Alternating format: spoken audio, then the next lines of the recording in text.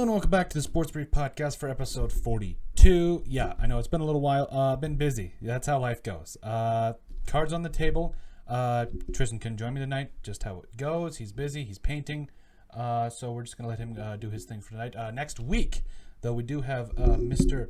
Jay Bush coming on the show. He's an NFL trainer. Maybe, he's trained a couple guys that you might know. Mikey Daniel, who we had on the podcast about a month ago. If you guys haven't checked that episode out, make sure you guys do. Great guy. So we're going to have Jay Bush on next week. It's super excited for that. And a lot of good stuff happening there. For episode 42, it's going to be a short one, 15 to 30 minutes, nothing too extravagant. But we're going to just kind of go through some more Viking stuff and stuff as we look into the NFL season. Also, Cam Newton signed a deal with the Patriots. That's scary. And also J.R. Smith to the Lakers, something to look out for as well. But before we get started, we're going to ask you guys to make sure you guys leave a like. Also subscribe and comment. Basically what you guys think of the new setup. I just got the flag.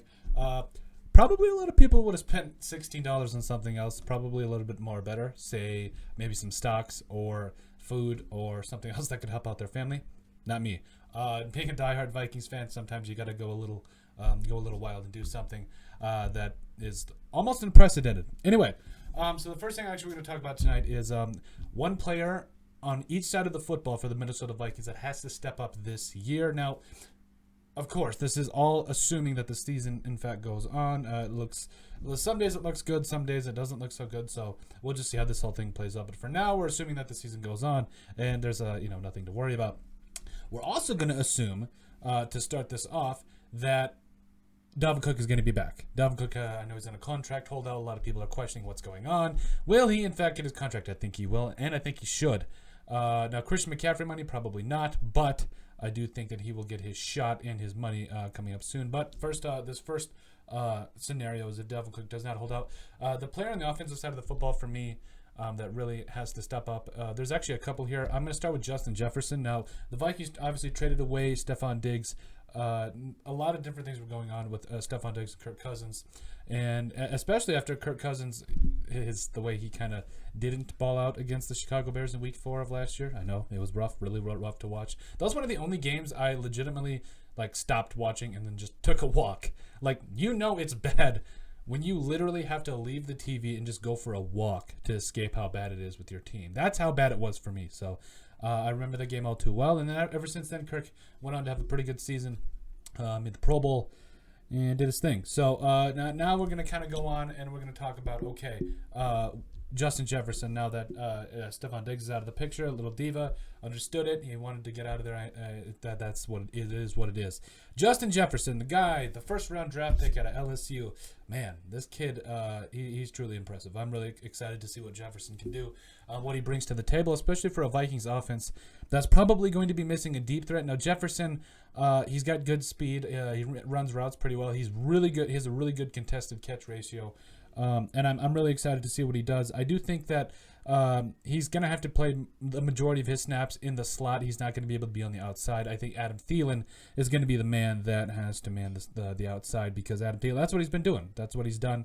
And I think it's just going to be fun to watch those two go at it. And Justin Jefferson is going to have to find a way to step up this year. And not necessarily, I think it's unfair to expect him to replace Stephon Diggs. I don't think that's fair, because Stephon Diggs, it took him a couple years to break out. And plus, just the impact that Diggs had just in offenses of the game, it's going to be hard to replace. So I think at least going to take Justin Jefferson a year or two to really cement himself in this offense. But he's a guy that really has to step up if Dalvin Cook indeed shows up and if the Vikings truly want to make a playoff push. And the second player in this first scenario is if Dalvin Cook, in fact, gets his contract. It's Drew Samia.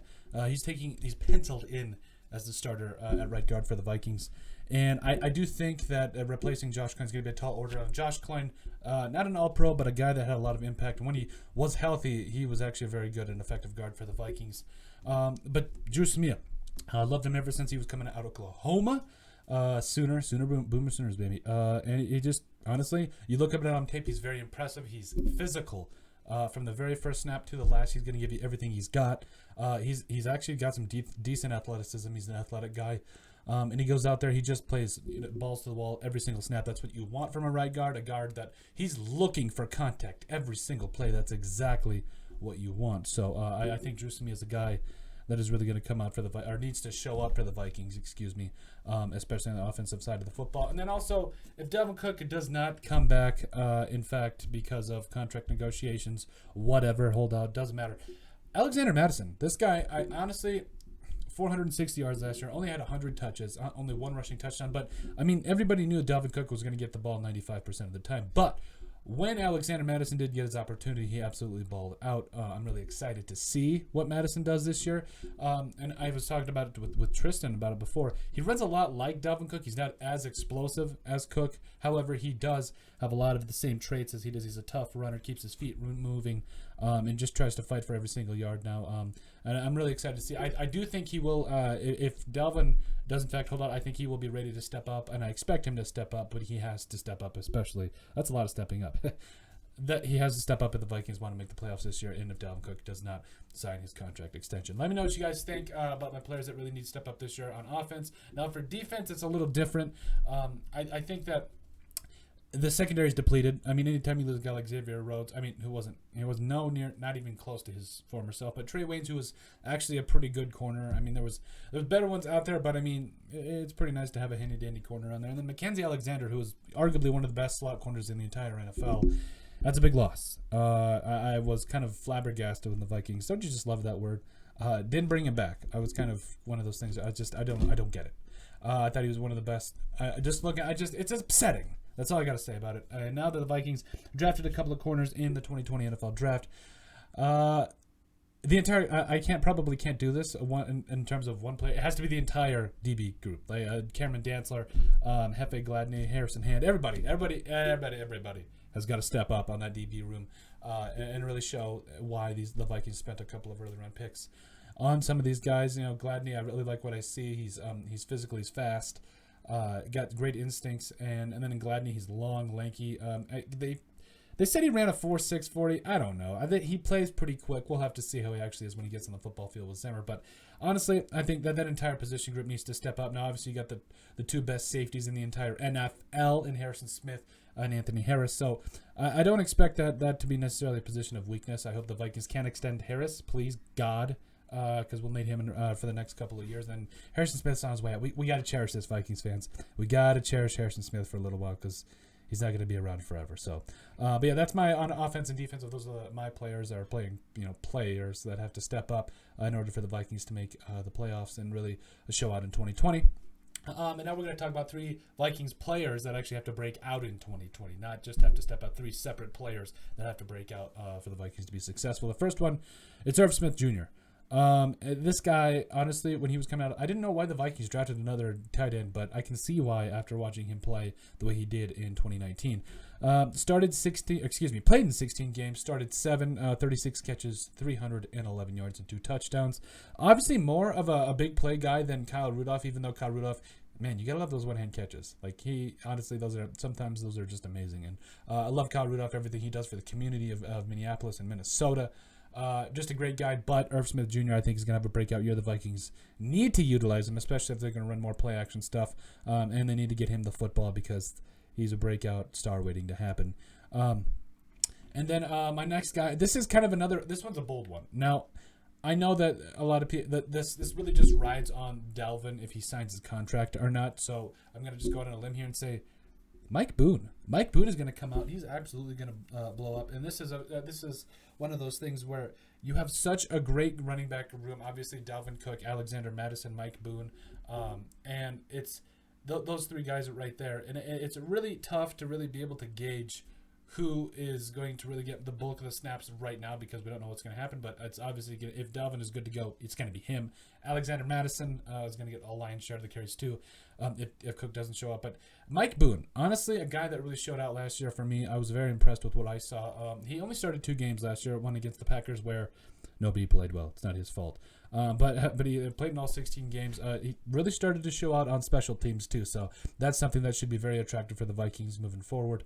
But he had 273 yards and 49 carries, so 5.6 yard per carry average, 3 touchdowns. He had more touchdowns than Alexander Mattison. Like, wow, like this guy, big playability. You saw to get week 17 against Chicago over 140 yards, and he's just a guy that you're really excited about. I think he's going to have, if If Dalvin Cook is not ready to go for next year, Mike Boone should be able to get a lion's share of the carries, and he could be a guy that really breaks out in 2020.